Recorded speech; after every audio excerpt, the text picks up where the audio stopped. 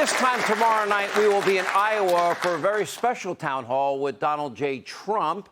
To get your tickets, go to Hannity.com. They're free.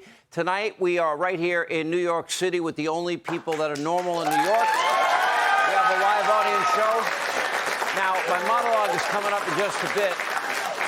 We begin tonight, though, with this Fox News alert. As we speak in the U.S. House of Representatives, they are now poised to vote on the McCarthy-Biden budget compromise bill. But is it expected to pass? Here are the very latest from Capitol Hill. All things Hitchhiker's Guide to Washington, D.C. and the Swamp. Chad Program is with us. Chad, what's going on? We expect this to pass, don't we? Yeah, Sean, good evening. In fact, we think that they're going to start this vote here in the next 2 to 3 minutes. They started this debate at 7:17 Eastern time, and we think the actual roll call vote is going to come any minute here, so it's pending.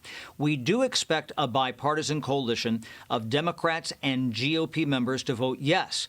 House Speaker Kevin McCarthy made the closing argument. He said, "Don't let the perfect be the enemy of the good."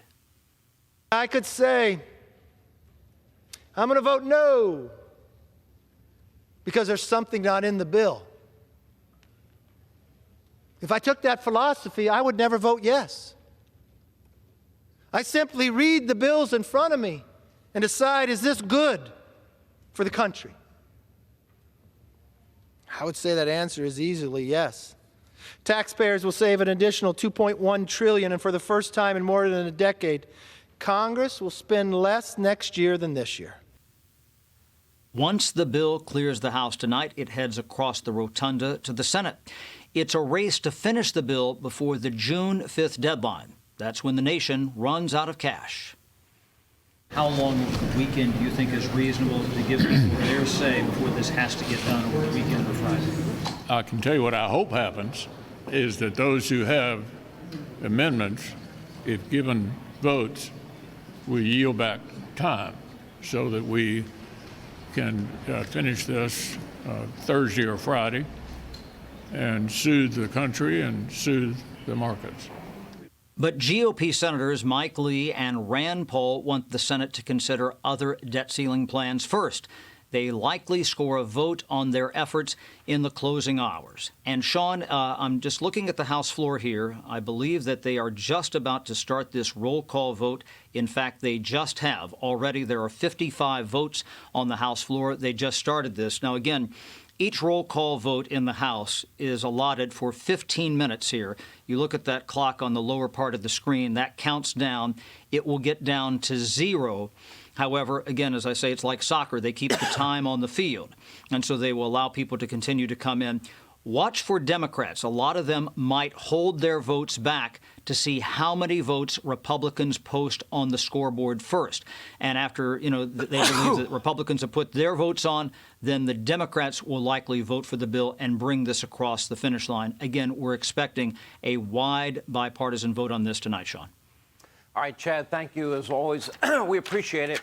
Now, as I outlined last night, this debt ceiling compromise has a lot of critics, and chief among them are the conservatives in the Republican House, that is of the party of Speaker McCarthy.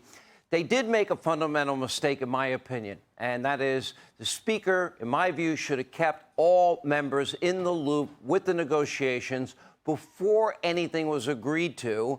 And the anger on the right, at least 29 that I have counted, is very palpable. Now, conservatives do hate the lack of real budget cuts. The original plan passed by the Republicans did, in fact, cut $4.8 trillion over 10 years. This one is $2.1 trillion. And yes, it's the first time they'll have a lower budget next year than the year prior. But as of now, the federal government's insane COVID-level spending is pretty much here to stay, because only $30 billion of the multi-trillion-dollar COVID relief funds are going to be clawed back and redistributed to other areas of the government. And the cuts to Biden's army of IRS agents, well, that cut was minimal at best. Democrats, meanwhile, they hate the new energy measures in the bill, including that pipeline that Joe Manchin wanted and rightly should have in West Virginia.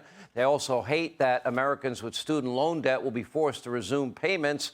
What? I'm supposed to pay for their education? I paid my loan back. You can pay your own loan back. Anyway, even though Biden's loan forgiveness program will still move ahead, Neither side is particularly happy with the new work requirements for certain social welfare programs. Now, this seems like a win for conservatives on some angles, but does very little to curb costs or get people back to work. You know, it's kind of like rearranging the deck chairs on the Titanic. Now, my next guest, Senator Lindsey Graham, he's vowing to undo this debt deal.